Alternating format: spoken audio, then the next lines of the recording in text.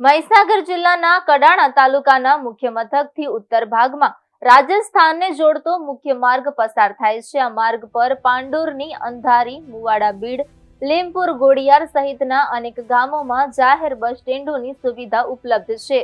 આ બસ સ્ટેન્ડો મુસાફરો માટે અત્યંત અગત્યના માનવામાં આવે છે। ખાસ કરીને ચોમાસામાં વરસાદથી બચવા તેમજ ઉનાળામાં તડકો અને ગરમીથી રાહત મેળવવા માટે મુસાફરો આ શેડનો ઉપયોગ કરતા હોય છે। પરંતુ હાલમાં મોટાભાગના બસ સ્ટેન્ડો અત્યંત જર્જરિત હાલતમાં જોવા મળી રહ્યા છે। કેટલીક જગ્યાએ છત અને થાંભલા તૂટી પડવાની સ્થિતિમાં છે, જ્યારે આસપાસનો વિસ્તાર ઝાડી ઝાંખરોથી ઘેરાયેલો જોવા મળે છે।